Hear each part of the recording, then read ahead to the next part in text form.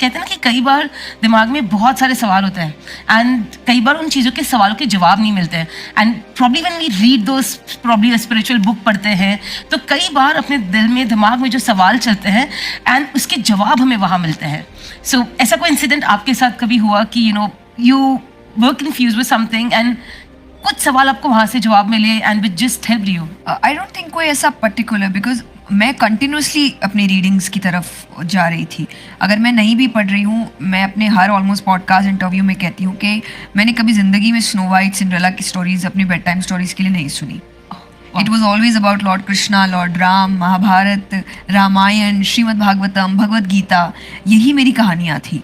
आप कंटिन्यूसली, तो मेरा जैसे मैंने कहा प्लान्ड नहीं था. जब आप कुछ सोच समझ के कर रहे हैं, आपने ये पढ़ा, अचानक ये हुआ, मैं कंटिन्यूसली पढ़ रही हूँ और मुझे रियलाइज़ भी नहीं हुआ कि जब आज मुझसे लोग कहते हैं कि आप बहुत काम है या आप सिचुएशंस को अच्छे से हैंडल कर रहे हो, और मुझे ऐसा लग रहा है कि ये कब हुआ मुझे नहीं पता चला, बस हो गया. बट हो गया कि वो आप करते जा रहे हो और यहाँ आपको पता भी नहीं चल रहा है कि यहाँ कैसे वो चीज़ें आपको हेल्प कर रही है. और आपको लग रहा है शायद आपने सोल्यूशन निकाला है, बट एक्चुअली वो स्क्रिप्चर्स ने आपको जो समझदार वो बनाता जा रहा है, वो अपने आप सोल्यूशंस निकालते जा रहे हैं. तो इतना ईजी फ्लो हो गया है कि कहीं पर भी रुकना नहीं पड़ रहा है कि रुक के आप सोचे कि अरे क्या हो गया, अरे मुझे तो पता ही नहीं मुझे कहाँ जाना है. राइट. ये नहीं होता जब आप अपनी रीडिंग्स कंटिन्यूसली करते रहे. आप तब नहीं कर रहे हो जब प्रॉब्लम आ रही है, राइट.